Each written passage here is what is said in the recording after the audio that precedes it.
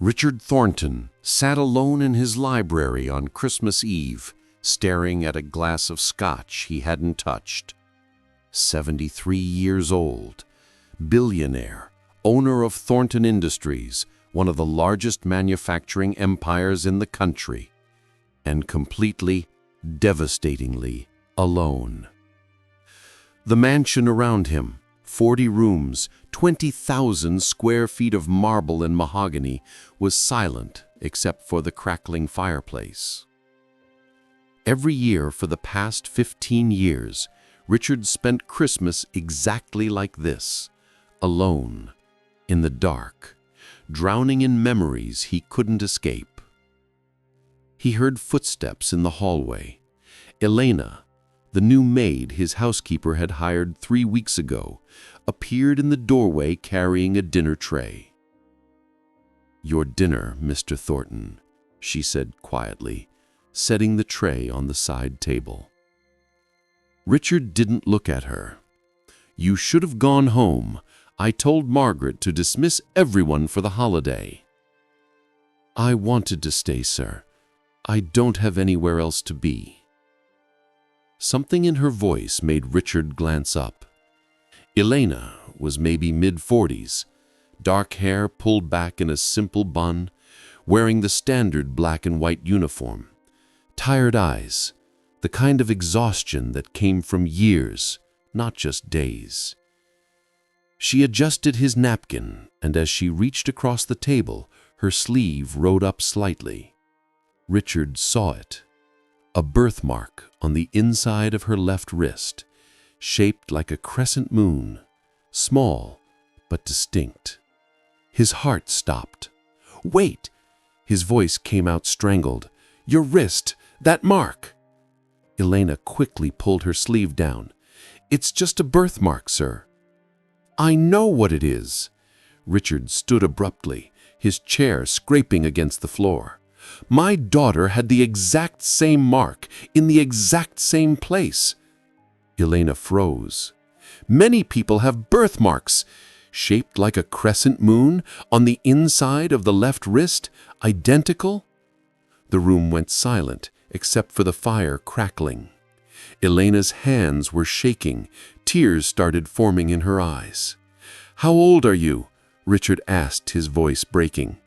45. "When's your birthday?" "March 12th. Richard felt the room spinning. March 12th, 1979. The day his daughter was born. "What's your full name?" "Elena. Elena Morrison." "Your birth name. What was your birth name?" Elena's tears were falling now. "I don't know. I was told I was abandoned, that my birth parents didn't want me." Richard's legs gave out. He collapsed back into his chair, staring at the woman standing in front of him. Because 40 years ago, his 5-year-old daughter, Sophie Elizabeth Thornton, had disappeared from a crowded park. She had a crescent moon birthmark on the inside of her left wrist, and she was never seen again. Until now. Before we continue with Richard and Elena's story, if you value tales of hope, lost family found, and the enduring power of love, consider subscribing to Becca's Stories. We share narratives that remind us miracles can happen, even after 40 years. Now, back to that library. 15 years earlier, Richard Thornton stood in his wife Catherine's hospital room, holding her hand as she took her last breath. "I'm sorry," Catherine whispered, barely audible. "I'm sorry I couldn't find her." "Don't," Richard choked out. "Don't apologize. You did everything. Promise me you'll keep looking. Promise me you won't give up on Sophie." "I promise." Catherine died 3 hours later, 47 years old, heart failure brought on by decades of stress, grief, and the crushing weight of losing a child. For 25 years, Catherine had searched for Sophie. Private investigators, psychics, age progression photos, media campaigns. every lead, no matter how small. Nothing. And the grief had literally broken her heart. Richard woke up alone in his massive master bedroom, as he did every morning, as he had for the past 15 years since Catherine died. He went through his routine mechanically: shower, dress, coffee, sit in his office and pretend to work, while the emptiness consumed him. His housekeeper, Margaret, who'd been with the family for 30 years, knocked on his office door at 10 a.m. "Sir, I'm sending the staff home for Christmas, as you requested." "Good. Except Elena, the new girl. She asked to stay and work tomorrow, said she has nowhere to go." Richard waved his hand dismissively. "Fine, whatever, I don't care." Margaret hesitated. "Sir, have you thought about—" "No, Margaret, I haven't thought about spending Christmas with anyone. I haven't thought about going to your family dinner. I haven't thought about accepting any of the dozens of invitations I get every year. I want to be alone, as always." "You've been alone for 15 years. And I'll be alone for 15 more. That's my choice." Margaret left quietly. Richard sat in his office, looking at the framed photo on his desk. The only photo he kept visible. Catherine, young and radiant, holding 5-year-old Sophie, the week before she disappeared. Sophie's bright smile, her dark curly hair, her small hand pressed against the camera, showing off her special moon mark, as she'd called it. The birthmark that she'd been so proud of. The birthmark that had been the primary identifying feature in every missing persons report filed over the past 40 years. Richard had spent millions searching for Sophie. For decades, he'd followed every lead personally. But as the years went on, as Catherine got sicker, as hope faded, he'd handed the search over to investigators. And eventually, even they had stopped calling. Because after 40 years, everyone assumed Sophie Thornton was dead. Everyone except Richard. He'd promised Catherine he'd never stop looking. But honestly, he'd stopped believing he'd ever find her. Back in the library on Christmas Eve, Richard stared at Elena, who was still standing frozen by the dinner tray, tears streaming down her face. "Sit down," Richard said, his voice shaking. "Please, sit." Elena sat slowly in the chair across from him. "Tell me everything," Richard said, "from the beginning, everything you remember." Elena took a shaking breath. "I don't remember much from before I was 5, just flashes, a park, swings, a woman with dark hair laughing, and then nothing. The next clear memory I have is waking up in a house I didn't recognize, with a woman who said she was my mother." "What did she tell you?" "That my birth parents had abandoned me, that they didn't want me, that she'd found me alone and saved me." Elena wiped her tears. "I believed her. For 35 years, I believed her." "What changed?"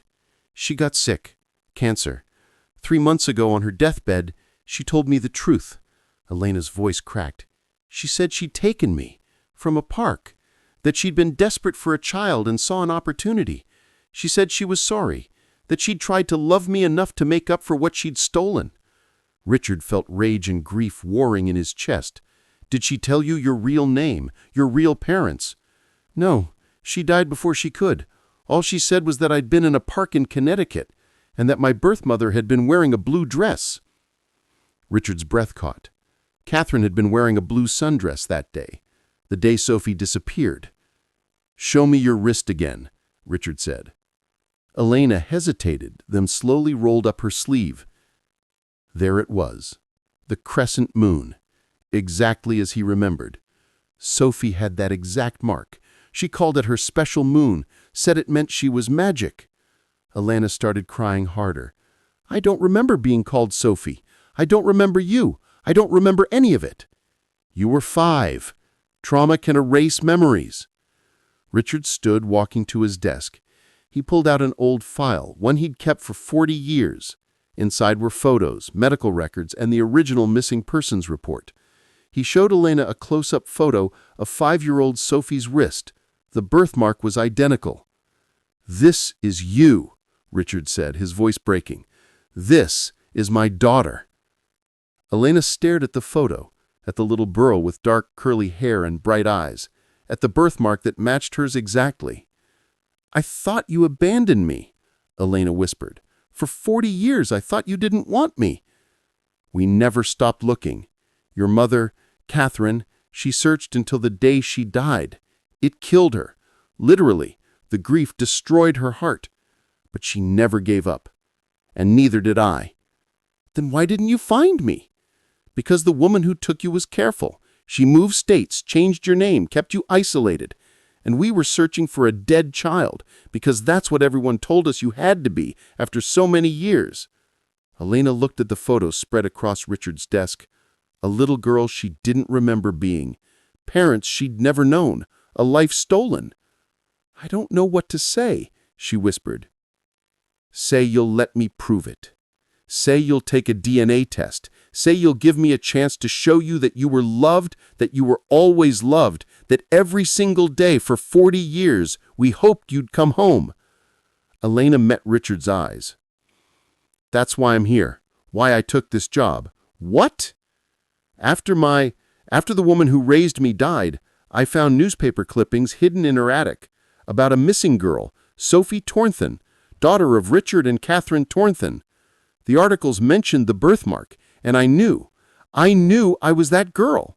So I found out where you lived, got a job through an agency. I wanted to see you, to see if you were the monster I'd imagined, or something else. And you're not a monster. You're just a broken man who lost everything." Richard crossed the distance between them and, for the first time in 40 years, hugged his daughter. And Elena, Sophie, let herself be held by the father she'd never known. Richard Thornton sat on a park bench, watching his 5-year-old daughter, Sophie, play on the swings. His wife, Catherine, was next to him, laughing as Sophie shouted, "Higher, Daddy! Push me higher!" "I'll be right there, sweetheart," Richard called back. He turned to Catherine. "Should we tell her about the new baby?" Catherine smiled, touching her barely showing pregnancy. "Let's wait until after the first trimester. Don't want to get her hopes up if—" "Daddy, come push me." "1 second, Sophie." Richard leaned over to tie his shoe. It took 15 seconds, maybe 20. When he looked up, Sophie was gone. "Sophie?" Richard stood, scanning the playground. "Sophie!" Catherine jumped up. "Where is she? She was just—" They searched the immediate area, then the whole park. Then they called 911. By the time police arrived 20 minutes later, Sophie Thornton had vanished. Security footage from a nearby convenience store would later show a woman leading a small girl with dark curly hair to a car. The footage was grainy. The license plate was obscured. But Richard would never forget the blue sundress Catherine had been wearing. The dress that witnesses said they'd seen a woman wearing when she approached a little girl at the swings. The woman who'd stolen his daughter had been dressed like his wife, on purpose, so Sophie wouldn't be scared. 6 months after Sophie disappeared, Richard sat in his office surrounded by stacks of tips from the missing persons hotline. Most were dead ends. Some were cruel hoaxes. Catherine appeared in the doorway, her pregnancy now obvious. "Any news?" she asked quietly. "No." "The doctor called. We're having a boy."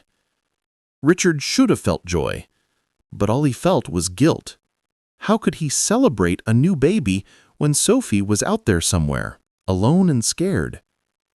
"I can't do this," Richard said. "I can't bring another child into this world when I failed to protect the one I already had."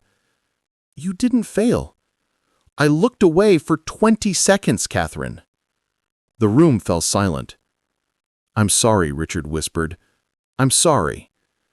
Catherine sat down next to him, tears streaming down her face. "We'll find her. We have to believe we'll find her." But days turned into weeks, weeks into months, months into years. Their son James was born 7 months after Sophie disappeared. Richard tried to love him, tried to be present, but every time he looked at James, he saw Sophie's absence. By the time James was 10, he'd stopped trying to connect with his father. By the time he was 18, he'd moved across the country. Richard had lost 2 children, one to kidnapping, one to his own grief. 20 years after Sophie disappeared, Catherine sat across from yet another psychic, the 15th they'd consulted over the years. "Your daughter is alive," the psychic said. "I can feel her presence." "Where?" Catherine begged. "Where is she?" "I see water and a red door. She's happy. She doesn't remember you." Catherine spent the next 3 years investigating every property near water with a red door in a 5-state radius. She found nothing. The stress triggered her first heart attack at age 52. "You have to stop," Richard pleaded in the hospital. "This is killing you." "If I stop looking, she's really gone. As long as I'm searching, she's still out there."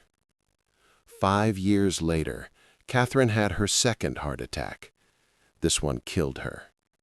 Richard and Elena sat in the library, the DNA test kit on the table between them. "It'll take a few days for results," Richard said. "But I already know. I've known since I saw that birthmark." "I don't remember you. I wish I did. But there's just nothing." "That's okay. We'll build new memories." "What if the DNA test is wrong? What if I'm not her?" "Then we'll figure that out together. But Elena, Sophie, whoever you are, you're not alone anymore. Neither of us is." Elena looked around the massive library. "You've been alone in this huge house for 15 years?" "Yes. That must have been unbearable." "It was my penance for losing you, for failing Catherine, for pushing James away. I deserved to be alone." "No one deserves that." "I did." Elena reached across and took Richard's hand. "If I am Sophie, and I think I am, then I need you to know something. Whatever happened wasn't your fault. You didn't fail. Someone evil took me. That's not on you." Richard couldn't speak.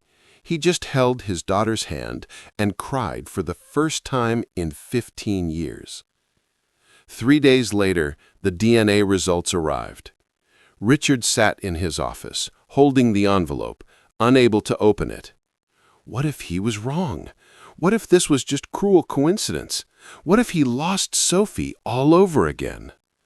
Alana appeared in the doorway. She'd moved into one of the guest rooms. They'd spent the past 3 days talking, sharing stories, building something fragile and new. "Is that it?" she asked. "Yes." "Are you going to open it?"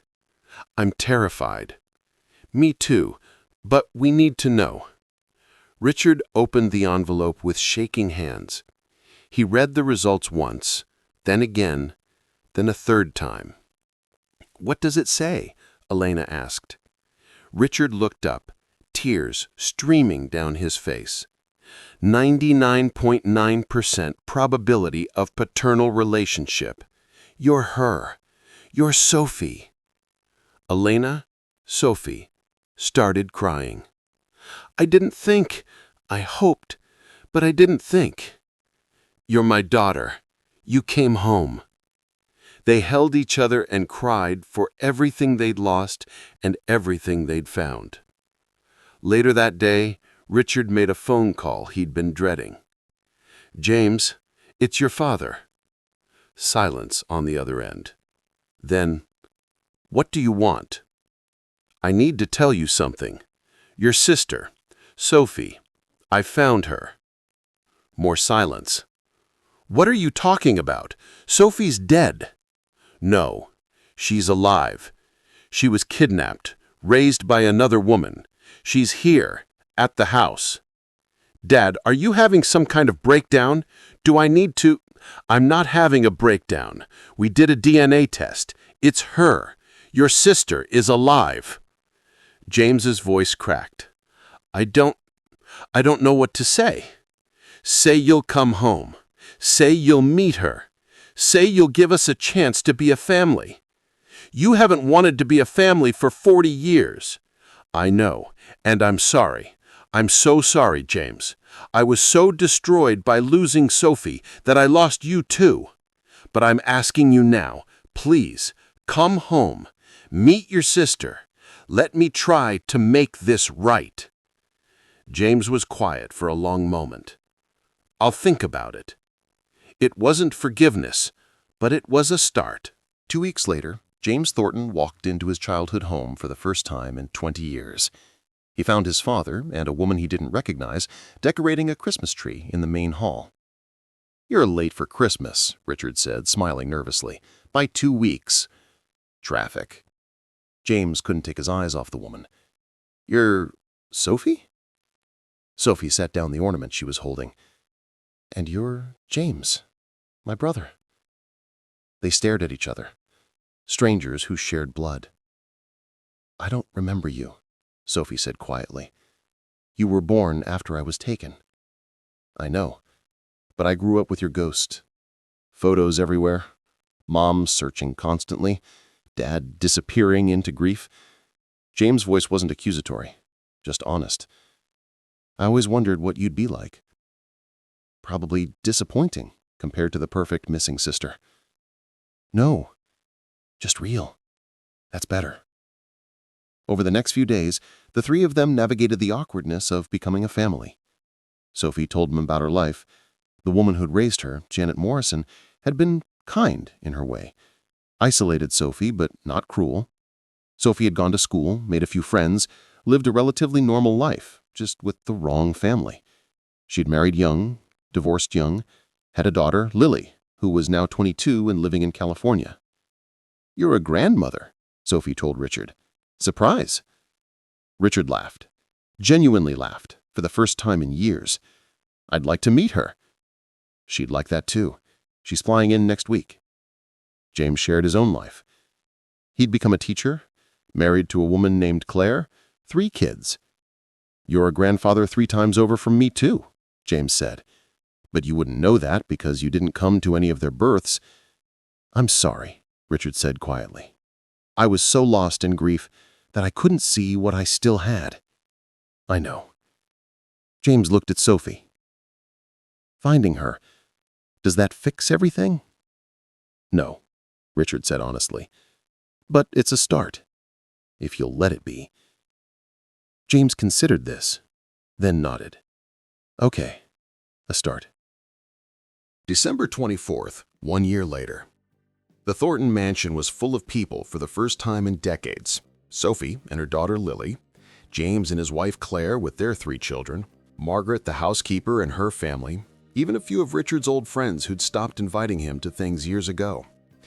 The dining room table, which seated 20, was completely full. Richard sat at the head of the table, looking around at the chaos of family dinner. Children laughing, adults talking over each other, the clatter of silverware, the warmth. He caught Sophie's eye across the table. She smiled at him. After dinner, Sophie found Richard on the balcony looking at the snow falling. You okay? She asked. I'm overwhelmed. In a good way. It's a lot, going from alone to this. I spent 40 years looking for you, Richard said quietly. 40 Christmases alone. 40 years of grief so heavy. I thought it would kill me like it killed your mother. But it didn't? No. Because somewhere, deep down, I knew you were still out there. I knew I'd find you eventually. or you'd find me." Sophie slipped her hand into his. "I'm glad I came back." "So am I." They stood together in the snow, watching through the windows as their family celebrated inside. "Dad?" It was the first time she'd called him that. "Yes?" "Thank you for never giving up on me." Richard couldn't speak. He just held his daughter's hand and watched the snow fall on Christmas Eve, exactly 1 year after the miracle that brought her home. 3 months later, Richard stood in front of a board of directors meeting at Thornton Industries. "I'm announcing my retirement. Effective immediately. I'm turning control of the company over to my son, James." Shocked murmurs from the board. "I've spent 70 years building this company, but I've realized something.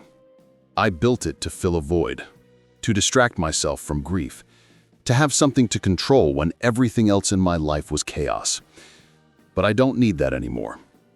I have something more important to build now. A relationship with my son, time with my grandchildren, years with the daughter I thought I'd lost forever." He smiled. "Money can't buy back 40 years, but it can buy time now. And that's worth more than any empire." After the meeting, Sophie met him in the parking lot. "You really retired?" "I really did."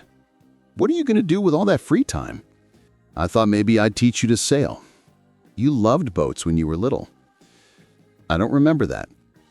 "Then I'll teach you again. We'll build new memories." Sophie hugged her father. "I'd like that." And for the first time in 40 years, Richard Thornton wasn't running from his past. He was building his future. Crescent moon birthmark on a wrist. That's all it took to solve a 40-year mystery. To reunite a father and daughter who'd been stolen from each other. To prove that hope, even when it seems impossible, can still come true. Richard Thornton spent 40 decades searching for his daughter. He spent 15 Christmases alone in a mansion built on grief. He pushed away his son. He watched his wife die of a broken heart, but he never stopped believing Sophie was out there. And on Christmas Eve, 40 years after she disappeared, she walked back into his life, not as the little girl he remembered, but as a grown woman with her own story, her own pain, her own strength. This holiday season, maybe you're like Richard was, grieving something you lost, spending holidays alone because the pain of being with people is worse than the loneliness, convinced that the thing you're hoping for will never happen. But Richard's story teaches us something crucial. Never stop looking, never stop hoping, never believing that the people we love can come back to us. Sometimes it takes 40 years. Sometimes the reunion doesn't look like we imagined. Sometimes healing is slow and messy and complicated.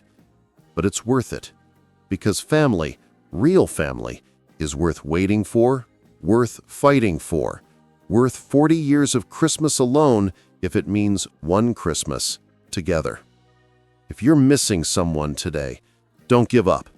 Keep searching, keep hoping, keep believing in miracles. They happen. Even after 40 years, they happen. Thank you for watching Sophie and Richard's story. If it touched your heart and reminded you why family matters, leave a heart in the comments. And if you know someone who needs hope today, someone who's still searching for what they lost, share this story with them. Subscribe to Becca's Stories for more narratives about never giving up, the power of hope, and the beautiful truth that it's never too late for miracles. Merry Christmas. And remember, the people we love are never truly lost. Sometimes they just take a long time to find their way home. See you in the next story.